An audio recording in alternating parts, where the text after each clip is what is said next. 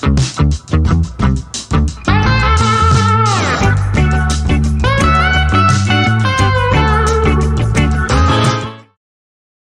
right.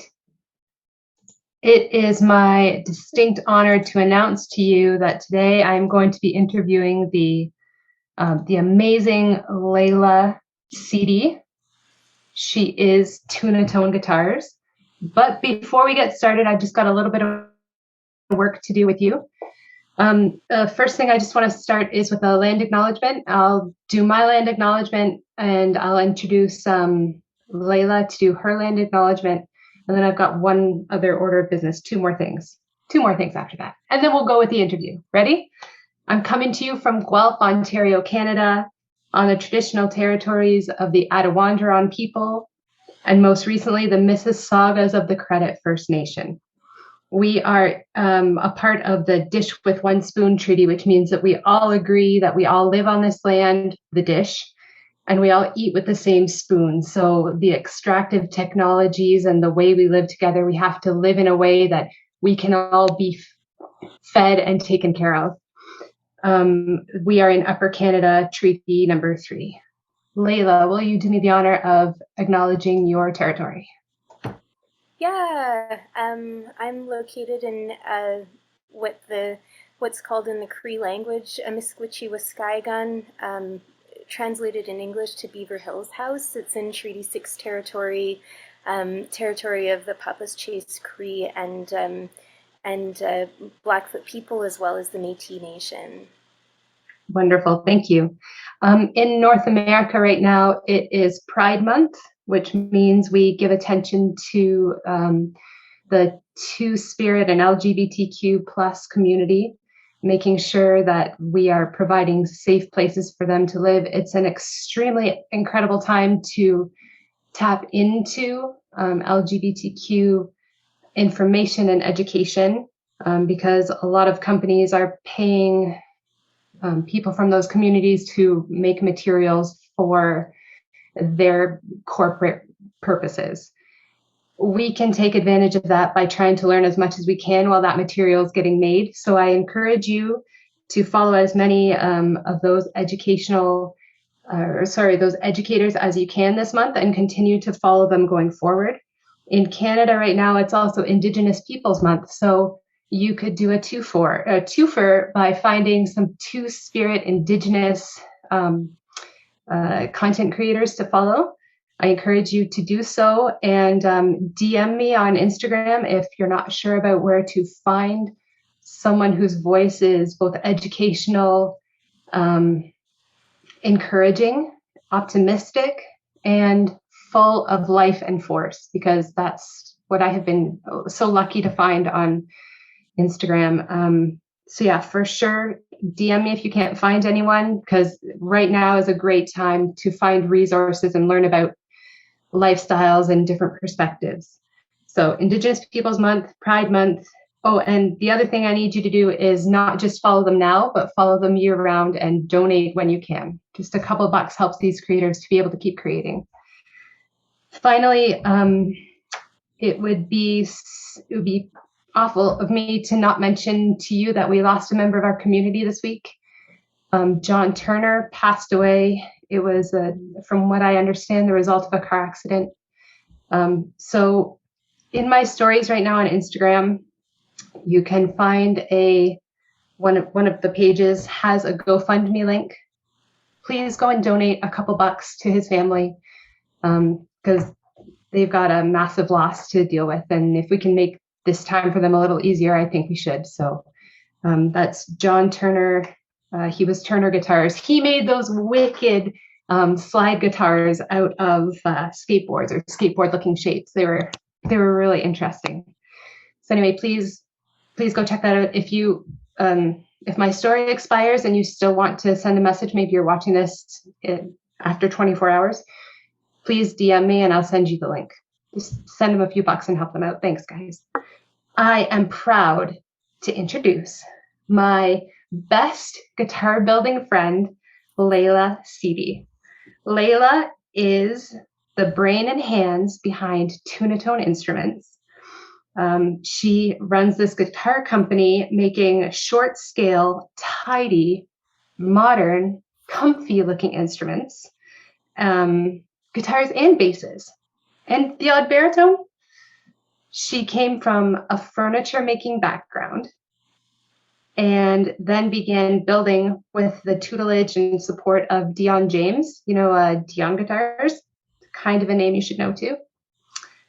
I am incredibly impressed with Leila's ability to find resources around her, make connections, and then just blow design away. She is an incredible builder, a craftsperson, and a supporter of many different lifestyles and cultures. One of the reasons I fell in love with her was she was posting about Palestine and about Indigenous rights and stuff when I was new to Instagram. I thought, this person is balancing it all. I totally love it. Leila, I love that about you.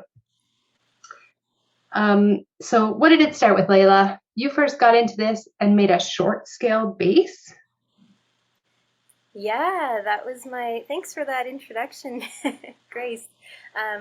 Yeah, my first guitar was, I always forget the year, but maybe it was about 2016 that I finished it, maybe 2015 when I started it, but it was I suppose if the theme is collaboration, it was my first kind of collaboration. I was working with a furniture builder named Brad Gertz, and he ended up, it's hard to make money doing this kind of work, so he ended up having to move on and get a different kind of more sustainable job. So we were sharing a shop together with a number of people, but he ended up leaving, and I throughout my time working with him, I had sort of made friends with other people in the shop. And I didn't want to leave the shop just because he had to, so I wanted to continue to learn. And so the first collaboration that I, kind of worked on as a, I don't know, I don't think I was a guitar builder quite yet, but it was a collaboration between myself, one of my shopmates, who is Dion, who continues to be my mentor as a guitar builder, and my friend and ex-partner, Jenny Roberts, who is a bass player. And we decided that it would be really cool to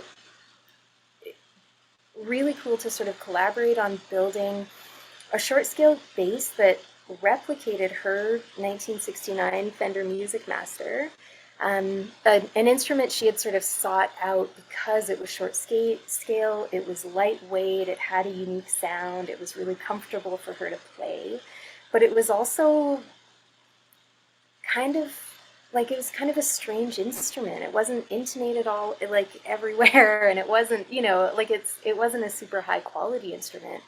And so we decided, the three of us, that I'd basically, with both of their support, build a Fender Music Master copy that was built tightly, essentially. And that was my first guitar ever. And it turned out, and she still has it? Yeah, she still plays it. That is a compliment too. Good job. And your second? It is for sure my worst guitar, though. It's, I can't look at it. Well, then it's good you gave it away. Your second guitar was not yet a guitar. It was a baritone.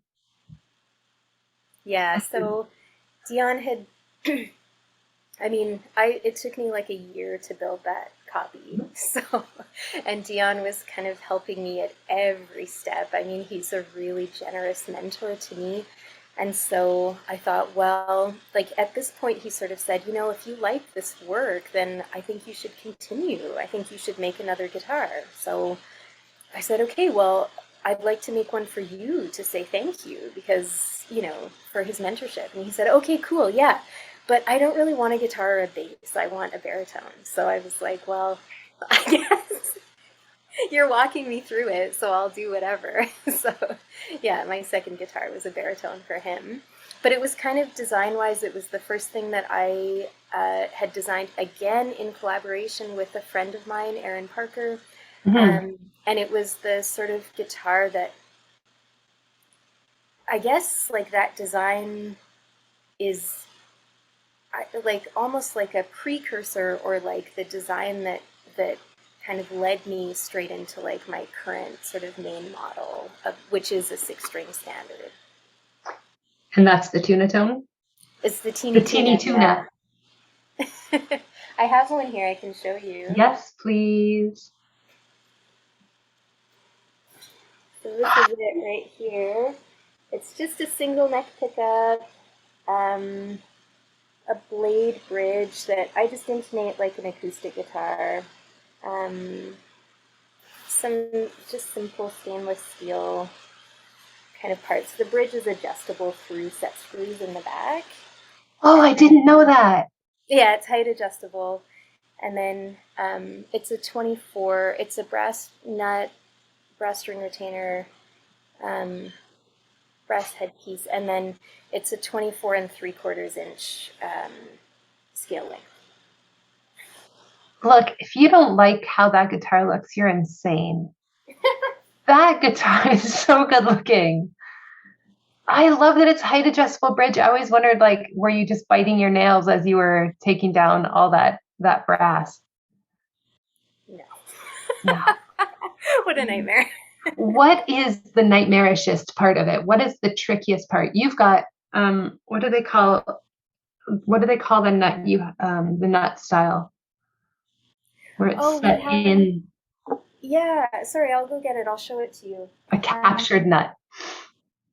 Yeah. So this was a design of Dion's. We tried it for the first time on one of my guitars, but yeah, essentially it's a captured nut. So the nut, there is binding on either side of the nut, so it's a slot that's made before the binding's put on, and then so the nut is friction fit into the slot. So it's like, it's not glued, it's removable. Yeah. Is your bridge as tight as the nut is in its housing? Yeah. Yeah. Okay. What is the nail bitingest part of that build? Honestly, I get so anxious. I mean, I'm quite an anxious builder. Like, I feel like I'm kind of in a like mild state of neuroses when I'm doing any part of guitar building, honestly, and I'm like really working on it. But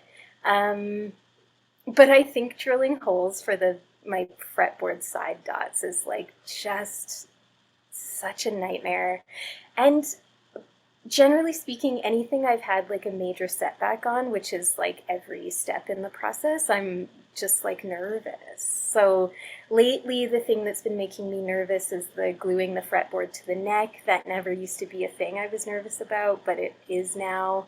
Did it go horribly wrong one time? Is that why it's Yes, it nerve-wracking has out? Yeah. gone horribly wrong, and I Yeah. had to, after it was glued with Titebond, like heat it up and remove it, and it was just such a nightmare. But Yeah.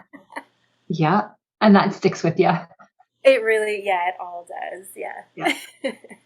How many teeny tunas have you made? I don't know. I think I'm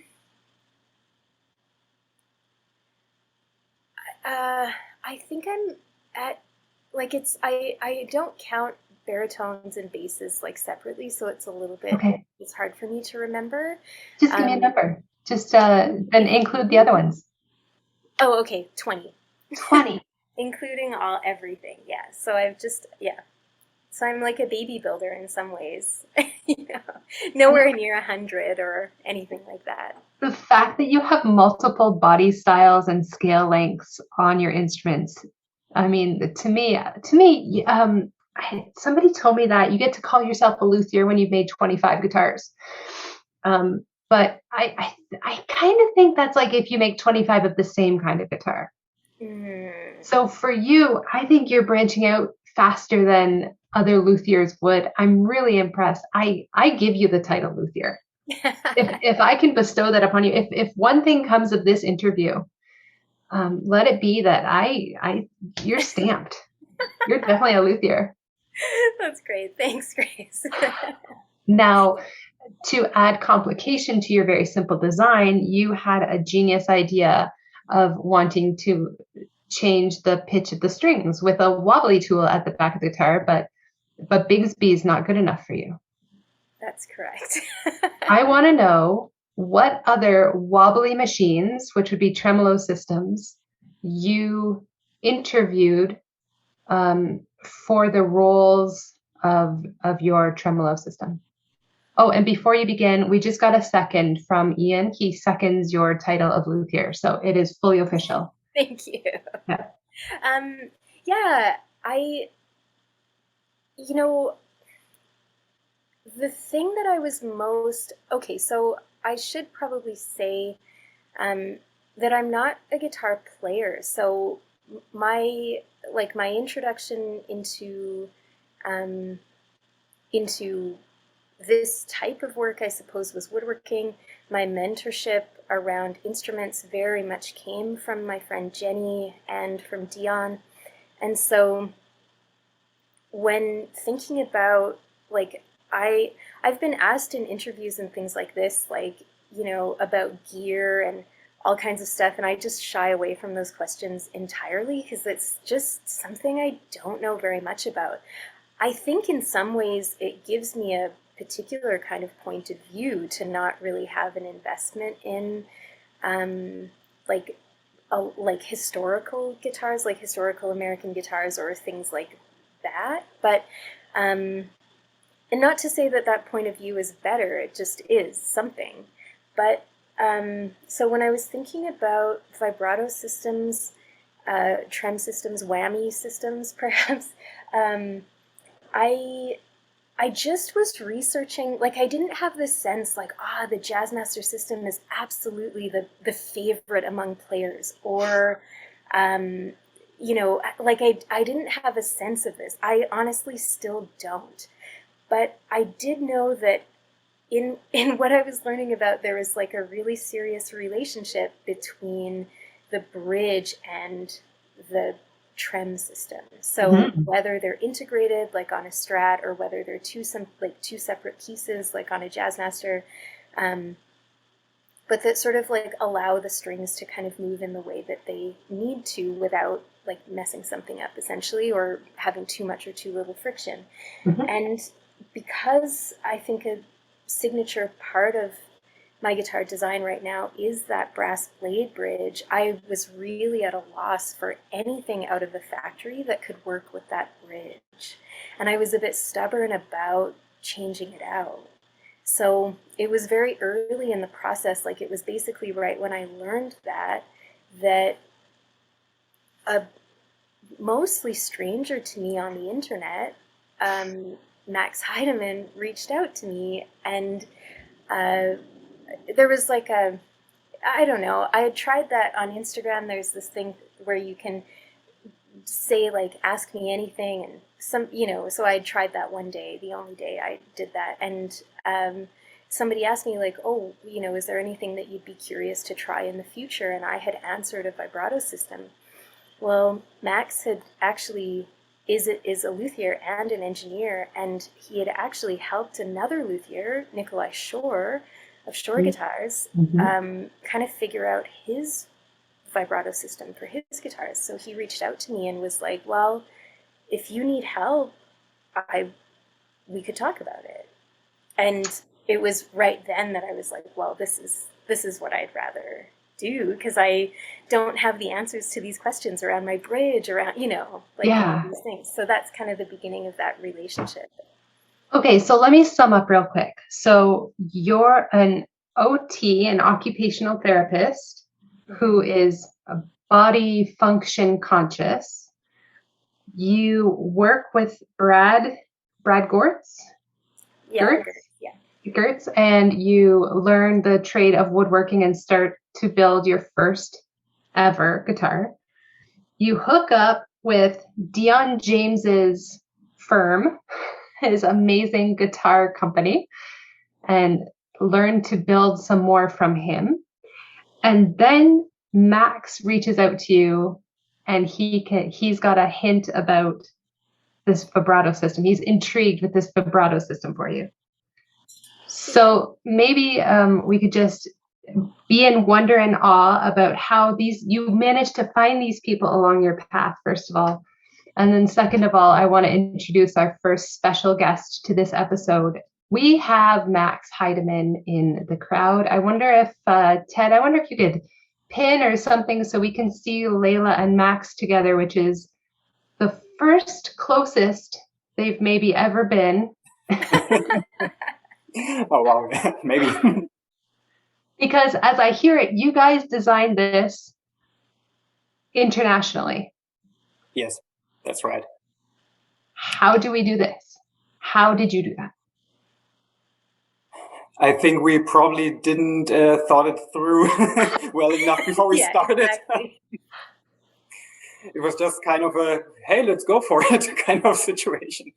So when you messaged Leila right away, did you have something in mind that you would propose to her, or were you going to find out as you go with honestly, her? Honestly, not really. I think I felt, or maybe I should start by saying I have always admired Leila's work ever since, I was using Instagram, and I pretty much one of the earliest builders I started following as soon as I downloaded the app, because I was just intrigued by these amazing, beautiful instruments and her craftsmanship, which she was really she made it show through Instagram, how meticulously everything is put together. And I was totally in love with that.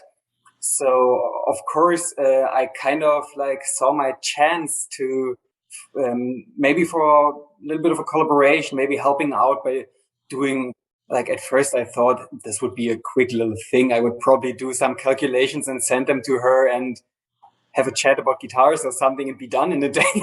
But it turned out to be much more involved. Where did you go from there? So Leila, did you have expectations of the trem system or expectations of Max right away? How do you build a collaborative relationship that comes up with such an amazing design? Honestly, I think Max and my relationship is really a perfect example. And I will say that I have, that there are more in my building life that I could kind of call on, like my relationship with Dion or my relationship with Aaron, who I design kind of guitar shapes with, even my relationship with Tom Dahlia, all this stuff. It's there's a common thing that we want to work on, but it never sort of starts in this in this way where we're setting a goal. I feel like what happens is that we become friends, and it's the thing that, it's we happen to be working on something together, but I think the thing that is the most motivating for me personally, I can't speak for anybody else, is the kind of inevitable friendship that happens out of something like that. And I think, I've never met Max in person, but he's such a dear friend to me. We talk multiple times a week, very rarely now, about guitars. And it's just it's so, to me, sometimes it doesn't even, of course I'm going to visit, I'm going to go and visit, and I hope Max comes to visit me, but I don't even feel kind of a lack of connection because we're not in the same place. I still feel very kind of connected to Max. And we started talking about the system in 2019, and it became a thing for the first time at the end of 2021, the end of 2021. So it was, we're working on it part-time, both of us, but I don't think that momentum we couldn't have kept that momentum up for a thing that we didn't even know would work if we weren't motivated by something other than,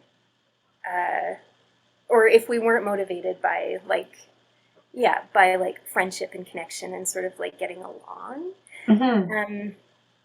But what ended up happening with this system was that my friend Aaron and I were talking, and I forget exactly how it happened. Like, I don't know if he came up with this idea or if I did or if it was something that sort of came out of a conversation. But something that came out of the conversation was this idea of, Aaron's a really proficient guitar player, and he was always like, yeah, I don't really use trems very much because I find it awkward to have to reach around and grab the bar every time I want to use it. And me as an OT, I was thinking, yeah, like they look awkward to me, but I'm not a guitar player, so I can't really say.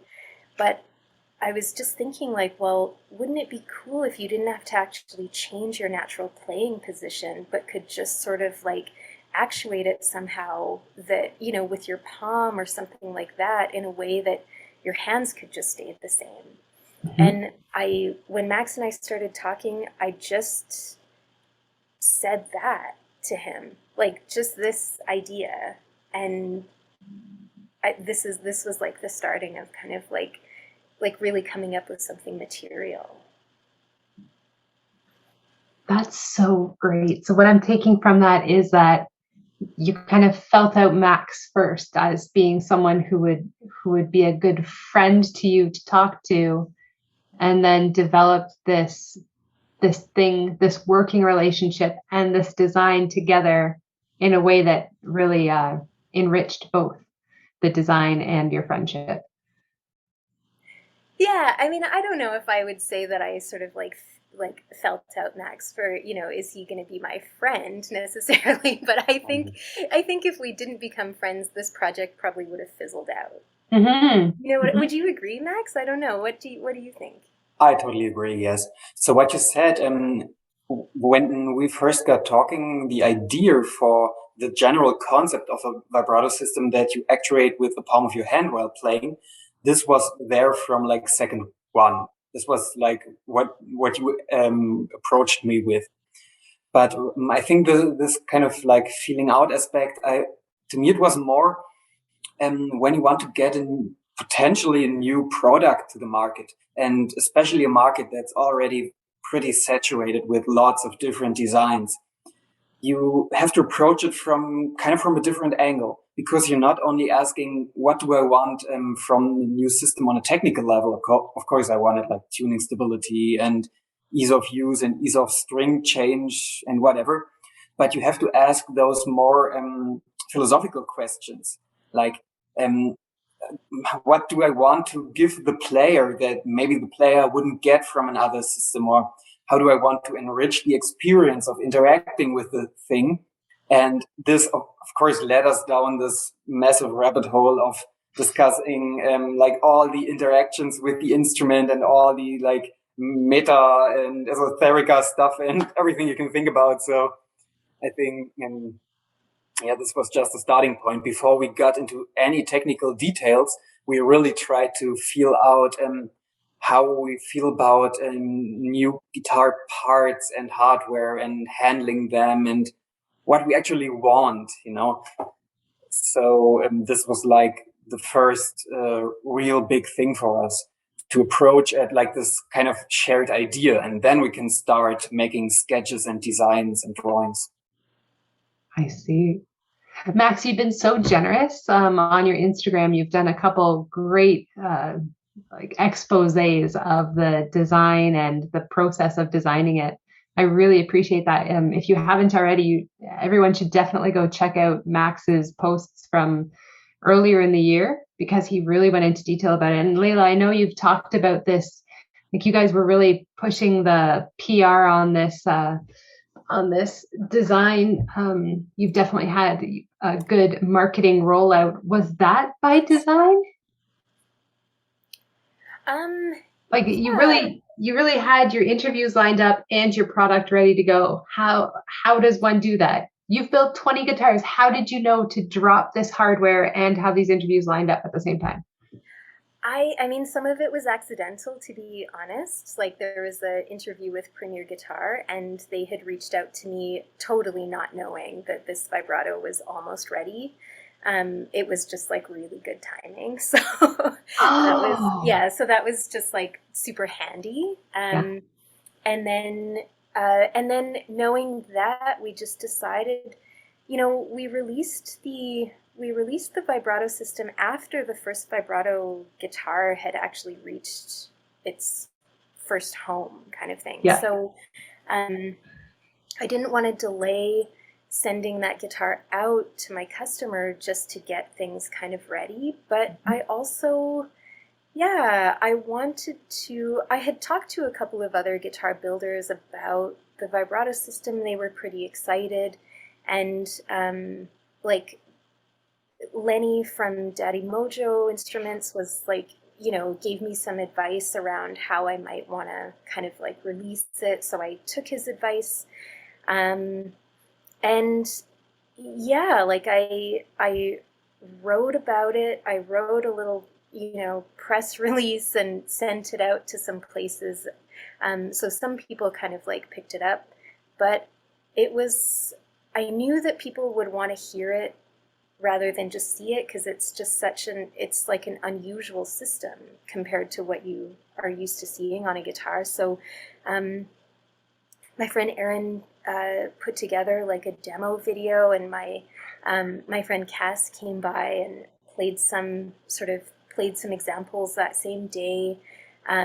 And so Aaron kind of edited that up. And then I also wanted, like Max and I had also talked about how we wanted to talk about our collaboration and sort of share this with people as well. So we recorded, just kind of a little conversation between the two of us and put that on YouTube as well. And just tried to line up all the timing. But the timing was a little bit, how do you call it? Like it was just all based on like all these little pieces coming together and when they were going to be ready. And then it was just like it just dropped all at once. Like the avalanche. Yeah. Ian just asked, what I've kind of been thinking is, we've talked a lot about it. Can we please see it? Yeah, sure. So I have a guitar with one right here. So this is my first 2-pickup guitar here, but this is the vibrato system. So it's palm actuated. It's made of stainless steel parts and then some custom brass parts that one of this community's members made. Jamie Roadman made these brass blocks. What else can I show you? Where's the spring in it? The spring is underneath here. The spring is underneath this screw here. So the trem system is recessed into the body a little bit? That's right, yeah. Yeah, that's correct. So there's, so it's a floating system, as you can see here. And there's like a kind of on the fly, and the strings attached. Through, yep. And then there's a locking system where you just sort of like turn it a quarter turn and move it out, and then the trem system is actuated, it's active. So you're just sort of like playing, and you can just sort of like press it down with your arm or with your palm. Yeah. And then you can on the fly also just like lock it up, like undo this, push it back in, and lock it to turn it into a hardtail if you want to. And then I guess maybe I'll ask Max if you want to talk about like the sort of pivoting system, like the cup and cone system. Yeah, sure. I think I should. How do I start? It's such a long journey of designing this thing over many months and many iterations. So the very first thing we put out in the wild was actually our internal version number 7.2 or something. So there was quite a lot of iteration going on before this even happened, what we have on the guitars now. The main focus in designing this for me was I wanted to keep in with, of course, the design aesthetic of Leila's guitars, but mostly with the handmade aspect of her instruments. Like all those amazing, beautiful brass parts you see on her guitars, they're not CNC cut or anything. She's making them completely by hand with sawing, filing, sanding, the whole business. So the initial idea, and maybe it was a very ambitious idea, but initially we wanted to design a system that Leila would be able to make by hand entirely.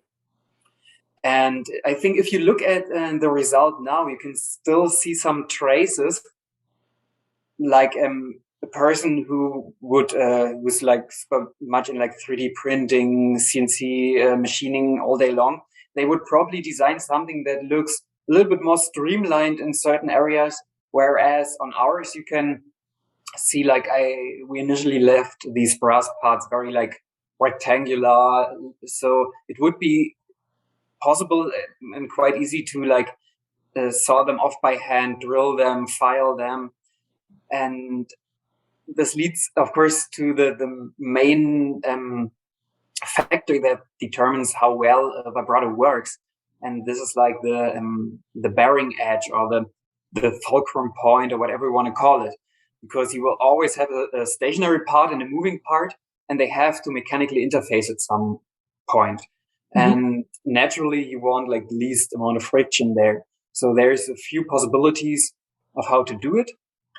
Some of them are less friendly to be made by hand, and some of them a little bit more.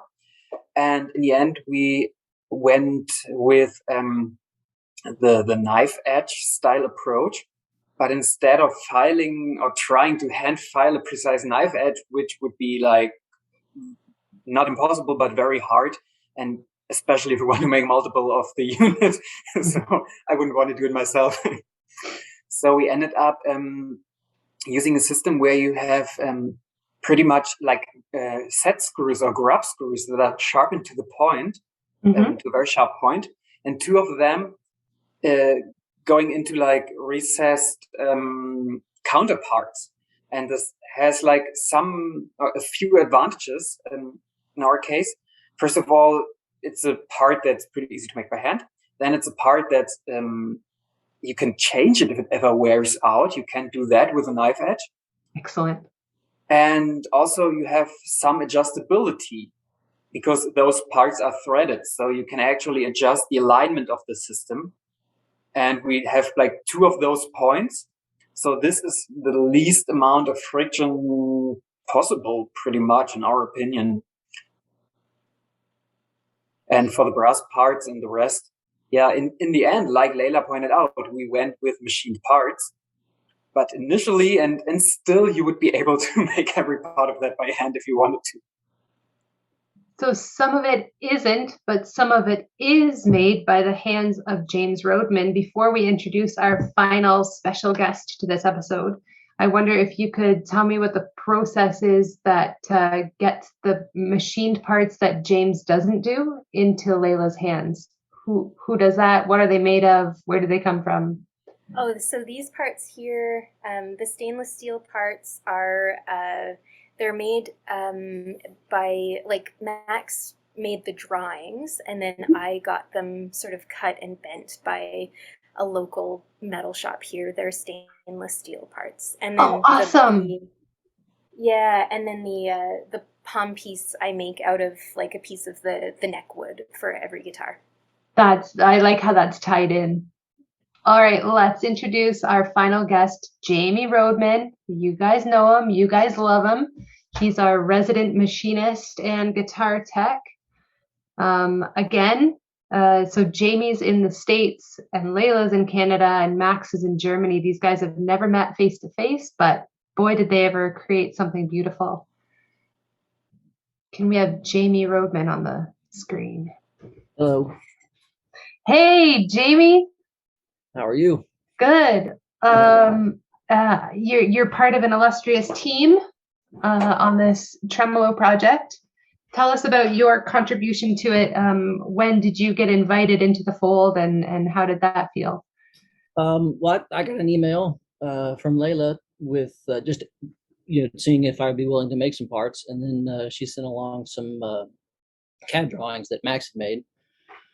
So there really wasn't much for me to do other than follow the drawings. The drawings were very comprehensive and had all the information that I needed. All my machines are manual, so the fact that everything was fairly rectangular made it much easier for me to produce. Right. It kind of plays into the whole handmade bit too, eh? Yeah. Leila, how did you find Jamie?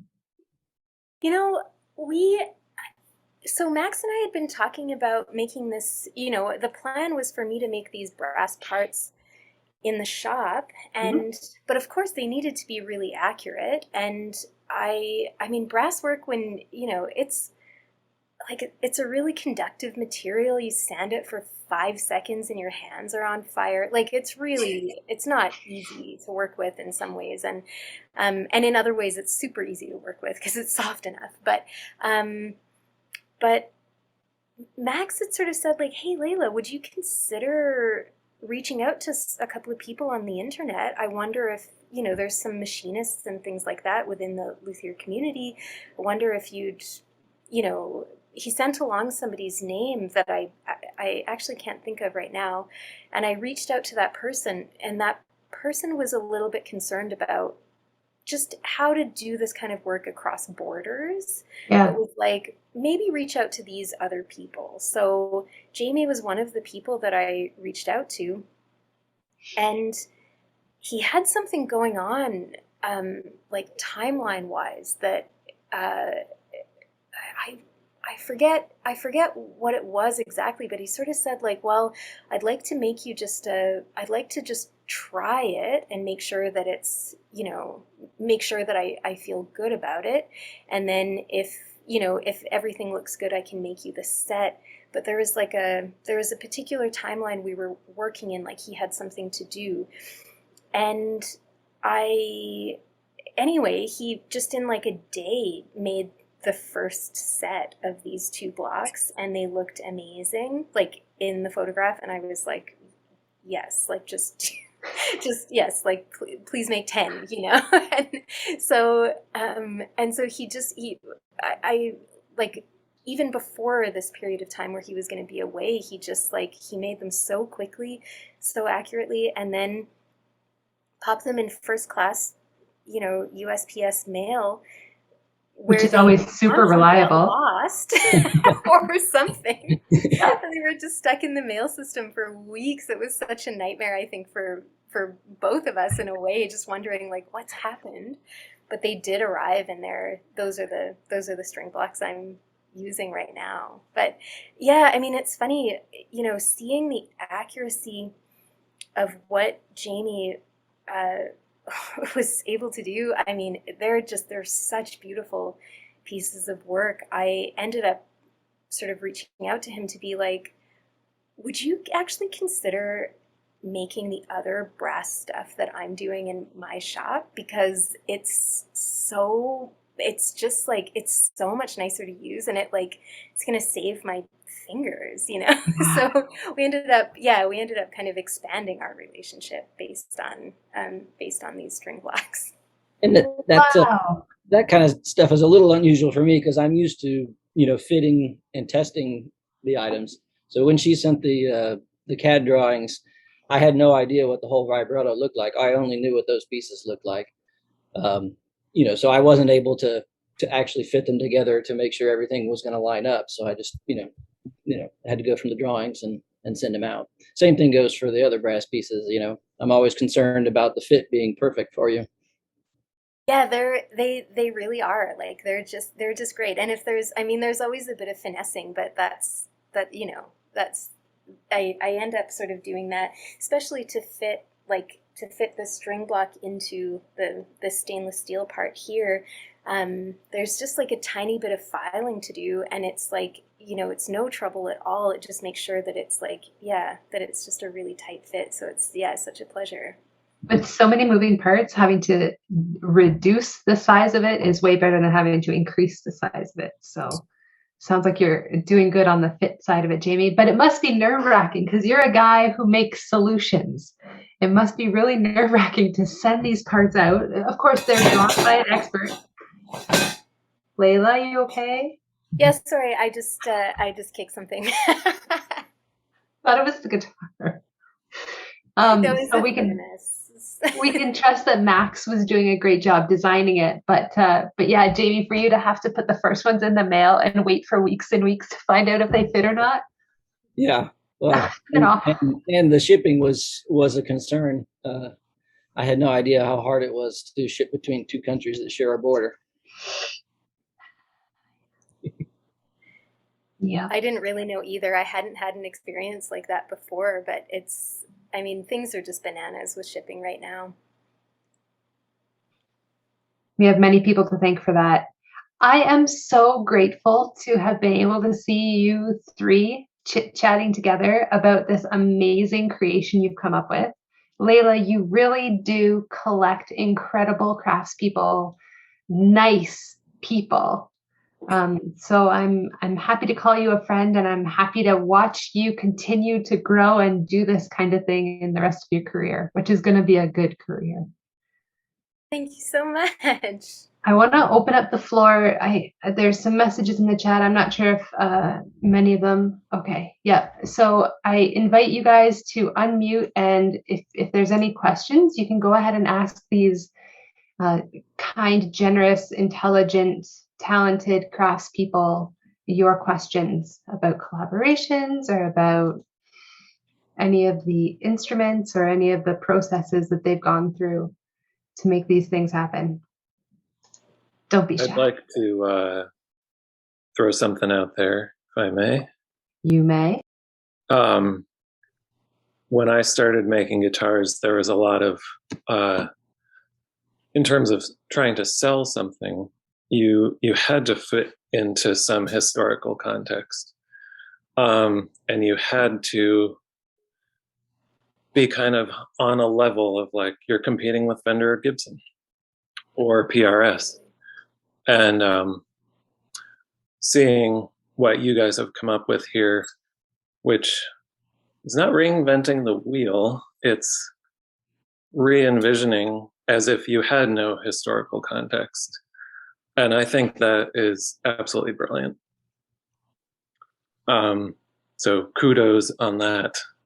I think seeing what you've done, Leila, and Nikolai, Shore, I think all those things combined are just kind of proving that you don't have to fit into this very narrow window anymore. And I think that's really great.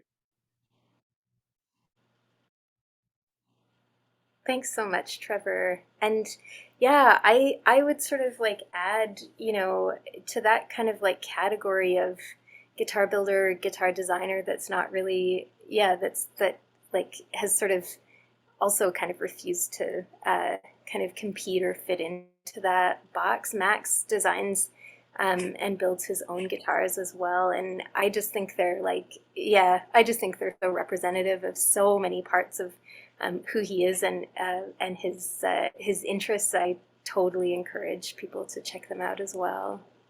100% agree on that one. Yeah.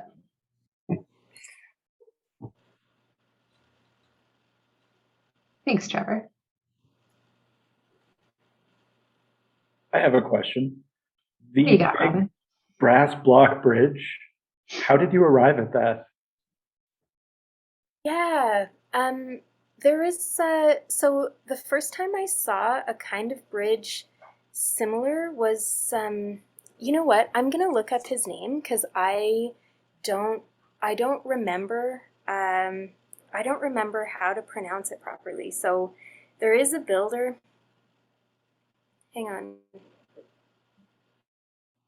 I love technology. This is so cool. Peter Malinowski. So it was like, 3 years ago or something like that, I was looking at Peter Malinowski's guitars, and it wasn't just this big block. It was kind of like a lightning bolt sort of like design that he had. And I liked it, and I've contacted him since to say, like, this was like looking at your guitar, and this particular guitar was kind of like inspired me to do a thing with my bridge.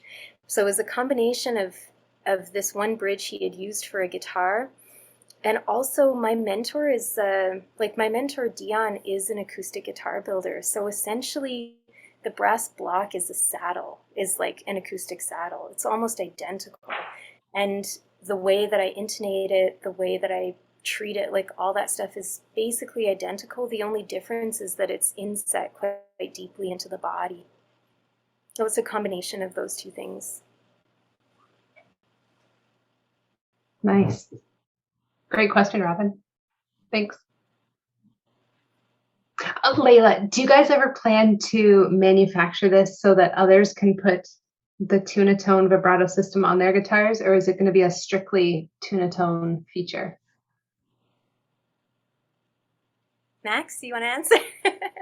I can answer for sure. The way it is right now, it is very much specific to Leila's guitars.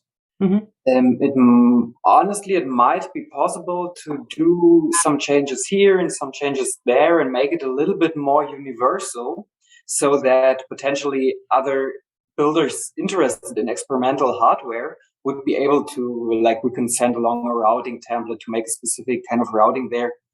This might be possible for the future. We have some ideas there, but I think we can say pretty safely that this will never fit in a standard Fender style footprint or anything like that. So it will always remain a pretty custom thing. At the moment, it's just available on Leila's instruments. Maybe we'll get out a version 2 sometime. A special one for a healer or something.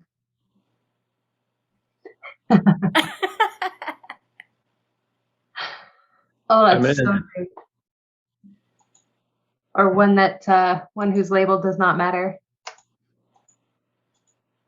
Yeah, excellent. Hey, I want to point out something else, just to the theme of the collaboration across borders and across oceans. Yeah. Because I think we're quite an international audience, and we're, like, all of us working in the shop, and so I think most of us can feel the struggle here. Measurement systems and units. Because I see everybody nodding there in the chat, and I love that. We agreed pretty early to, like, on one system, we wanted to develop this entire thing in metric. We just chose that, and that's how we started. But pretty quickly, we found many problems with that, and just trying to source parts and source hardware. So, for example, while Leila was able to find most of the, like, fasteners and, like, the standard hardware in Canada in metric sizes, for the springs, we had a big problem to find them. So I ended up ordering them from a specialty shop in Germany and shipping them across the ocean to Leila to use the springs. And then it went on with, like, the brass parts. We figured out pretty quickly it would be much easier for her to find brass stock in, like, inch sizes. So, like, ½ inch by whatever.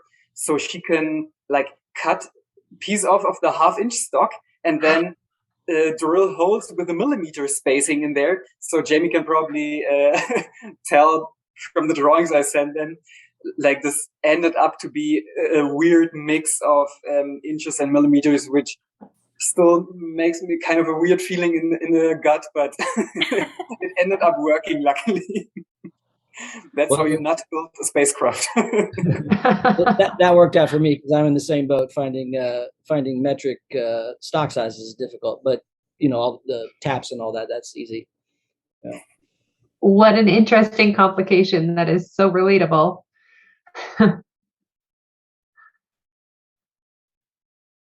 Excellent. Well, if we're out of questions, then I think we will bid these friends of ours adieu, and I guess the Luth Along will continue for those of you who are working. Any final questions before we close it down? No, but I wanted to pop. Oh, what? Hold on a second. Earbuds.